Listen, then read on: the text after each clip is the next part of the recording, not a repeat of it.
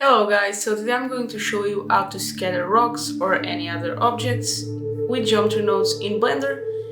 I am going to teach you the basic how to scatter. If you want a more advanced version of this method where the rocks won't touch each other, I am selling it on my Gumroad store. You can check it out, it would help me a lot. The plane and the rocks are going to be in the description down below as well, but for free, so you can follow along the tutorial with me. So yeah, let's get started.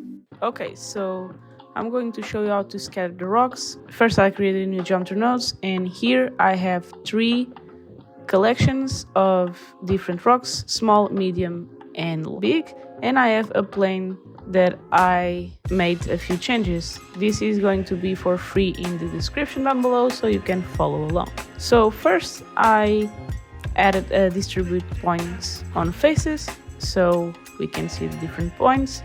And then I added an instance on points. And then I added the big rock collection to our instance, and I checked the box separate children's, reset children's, and pick instance. So the node knows that it has to pick a random rock from this collection, since we have 4 different rocks inside of it. I also changed the density to Poisson disks, so I have more control and they are a bit more scattered.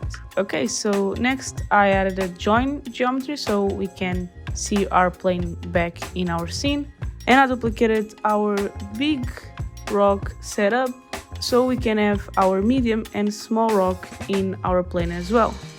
And for that I changed the collection info to medium.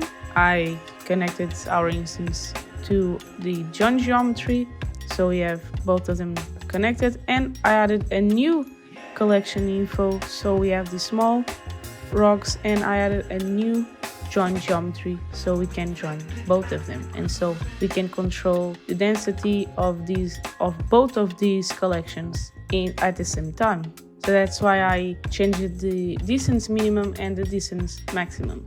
So next, in order for us to have the rocks randomized, I added a scale instance, and I added a random value so I can control the scale, and I changed it to 0.8 and to 1.2. And I also added a rotation instance so we can control our rotation, and I added from float to vector so I have the 3 values at the same time, X, Y, and Z, and I change it to 2 times pi, which will give me the maximum rotation possible. For me, this is a bit too crowded, so I am going to add in here a new input, which will change the density of our rocks, but it's still not enough for me. So I change it. In that little square, I changed it to points, which is a new vector group I created previously, and here I'm going to show you how I did it. So we just create a group, and you go to weight painting, and you paint whatever you would like.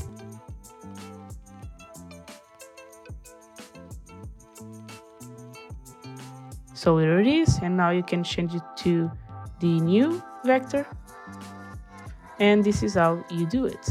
So I wanted to have full control over how many big rocks we have and how many small and medium rocks we have. So I duplicated the density factor here in the input, and I changed it to big rocks and to small rocks as well. And I changed our values to the default to be 1, and the minimum and maximum to 0 and 1, and I cranked in our modifiers all the way to 1. This is important so we can have full control. And for this to work, I added a math node, changed it to multiplied, and connected our new sockets. And I did this to the big rocks and also to our small rocks. And yeah, this is how you scatter objects in Blender with geometry nodes. I hope you liked it. Please give it a like, subscribe, and I'll see you in the next video.